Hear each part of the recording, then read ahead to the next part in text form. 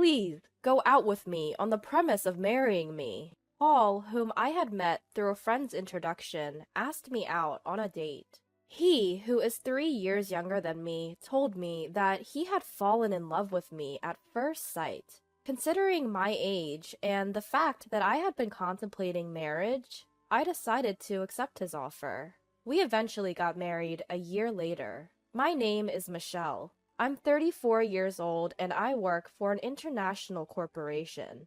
I've always dreamed of living abroad. My husband Paul, despite being younger, is a natural-born leader and can be described as the dominant one in our relationship. It wouldn't be an exaggeration to say he's the head of the household, but I didn't mind it.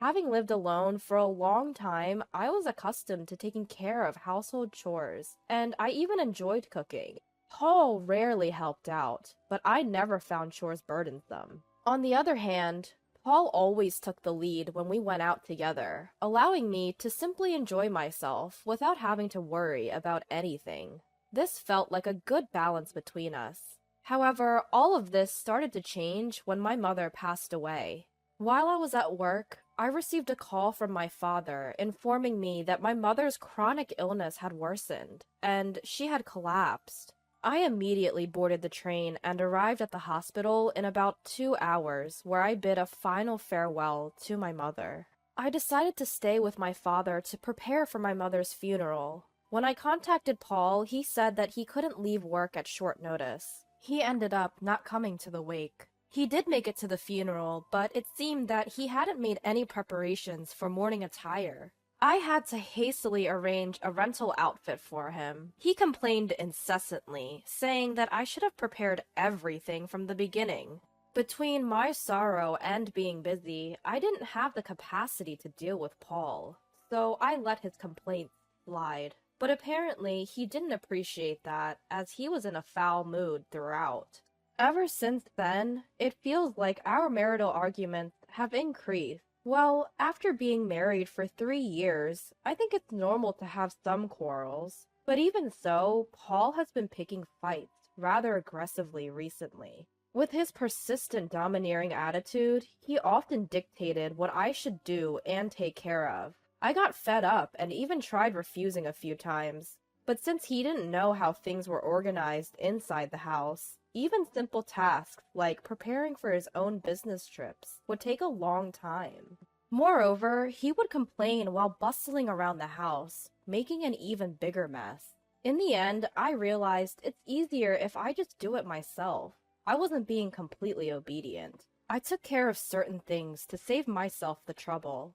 Next week is the gathering for my mom's first death anniversary. I'm going to start preparing for us to join, okay?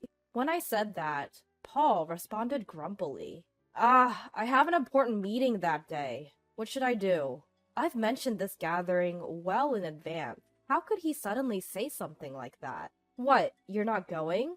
Paul responded with a heavy sigh. It's not that, but it'll be tough to delegate everything to my juniors, you know? He seems happy about his recent promotion and constantly talks to me about his junior team members at every opportunity. I felt like sighing right back at him. Please plan for it, okay? I emphasized. It was the day before my mother's first death anniversary gathering.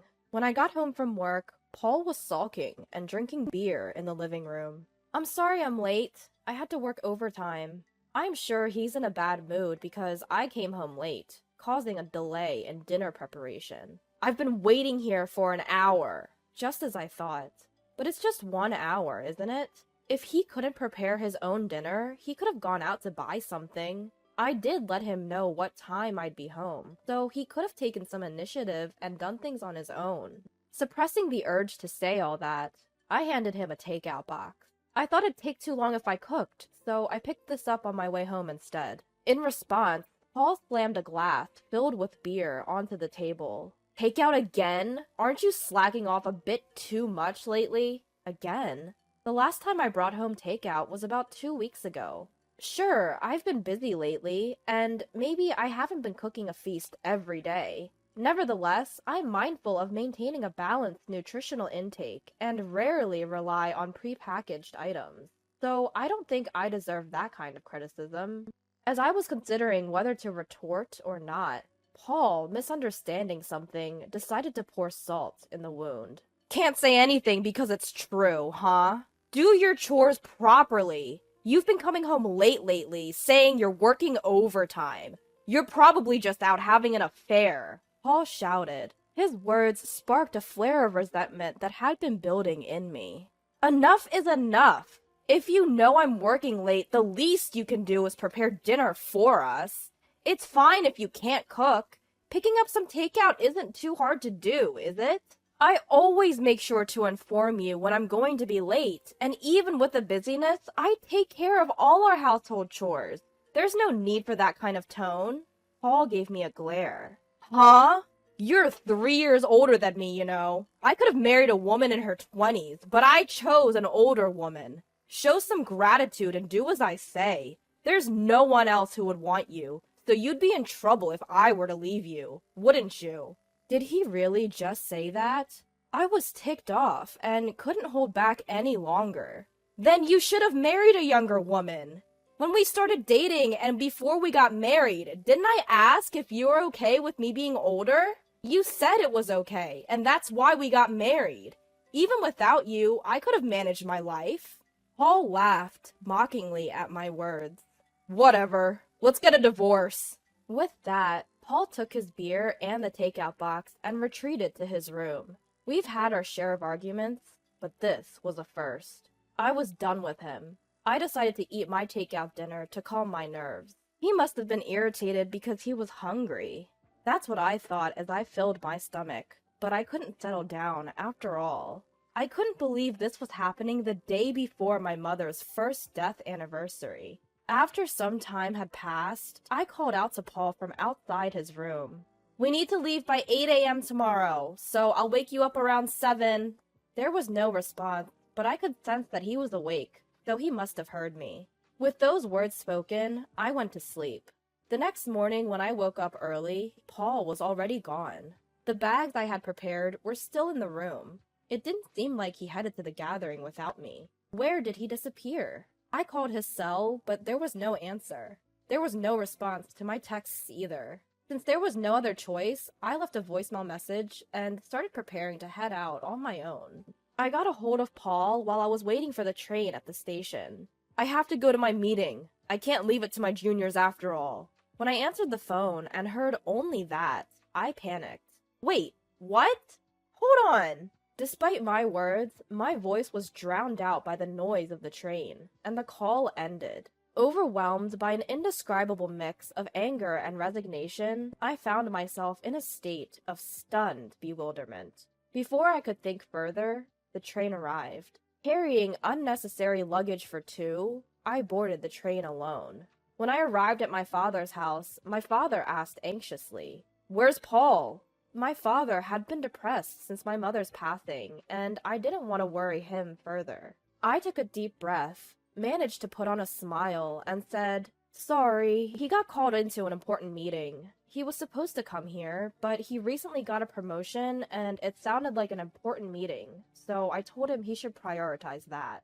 My father nodded, understanding the situation. "I see. He's working hard. It's a shame I couldn't see him, but your mother would understand. Tell him he's always welcome to visit." Those words stung a little, but I managed to keep up my smile. Throughout the day, there was no contact from Paul, and the night grew late without me reaching out to him either.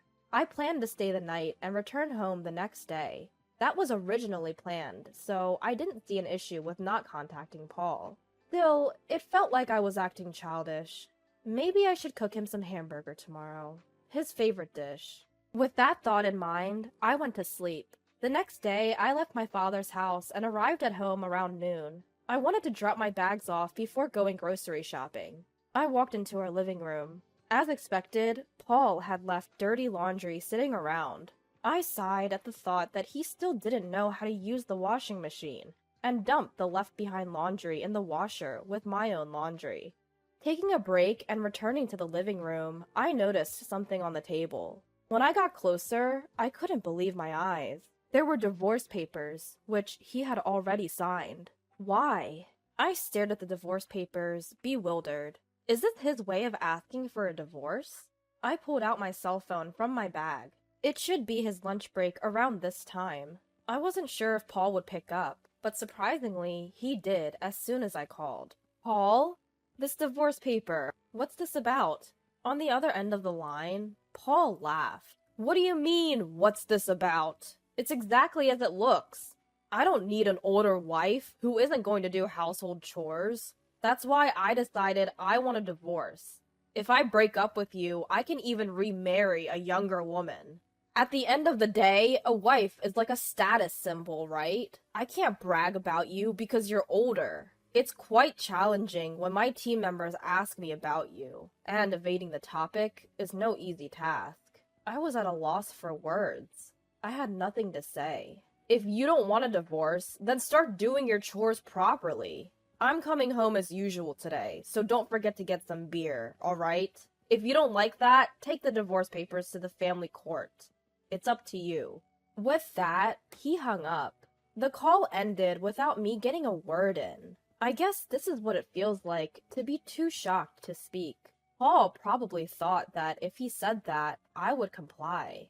I only did the chores because I didn't like to ask or beg him to do things.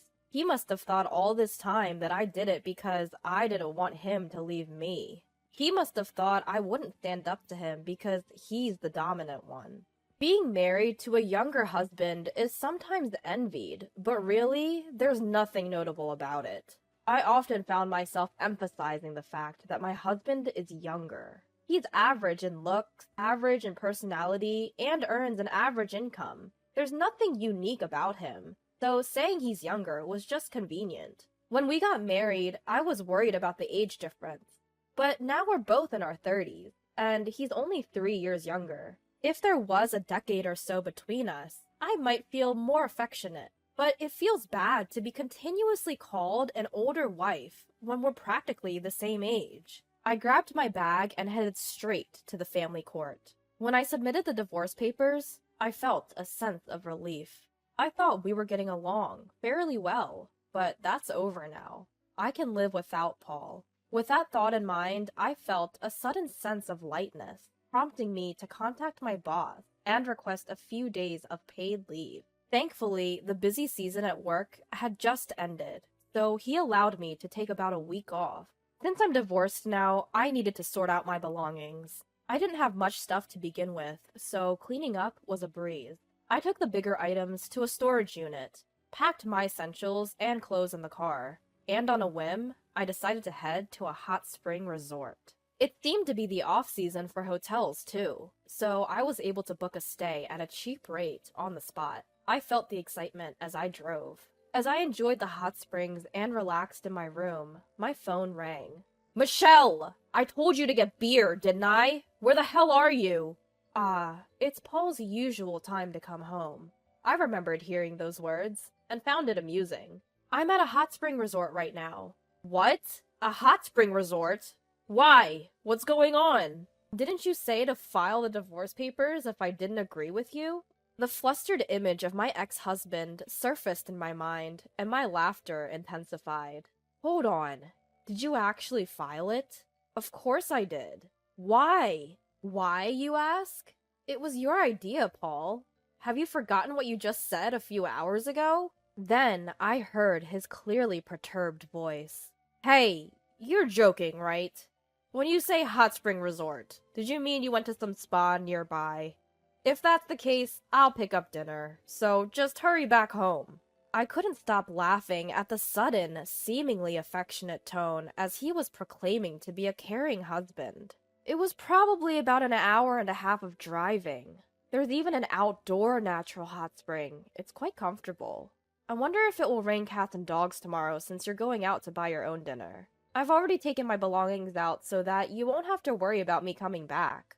Please, take care of yourself. Paul was pleading desperately for me to return. But of course, I had no intention of going back.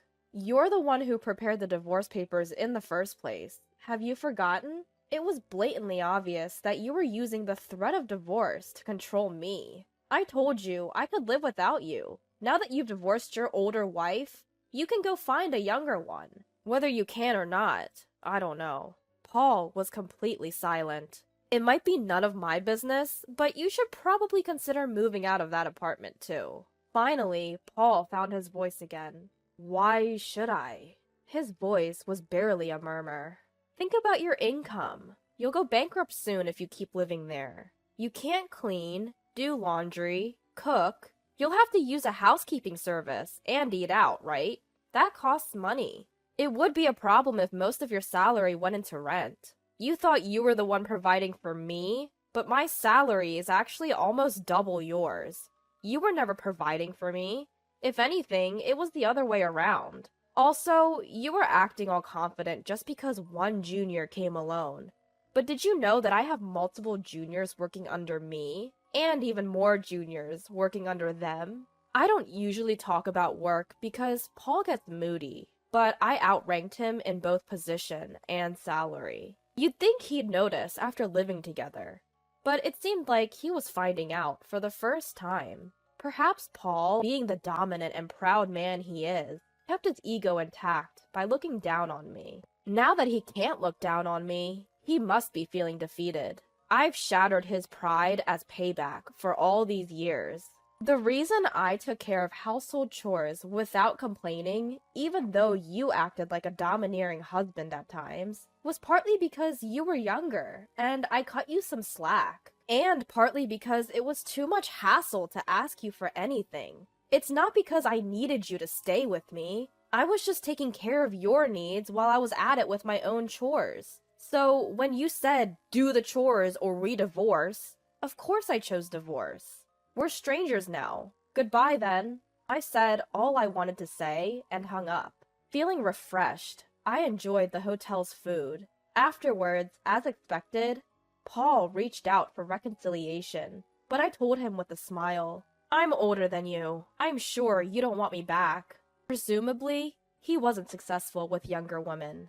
Eventually, Paul gave up and moved out of the apartment. I hired a lawyer for the division of assets, demanding more to compensate for the burden of household chores that had been imposed on me until now. Paul, being cheap, didn't hire a lawyer, and so I had the upper hand with my lawyer. We were able to reach an agreement with favorable conditions for me. By the way, it seems that Paul's only junior had been complaining to others about how poor his leadership was, to the point that he couldn't even consider him a boss.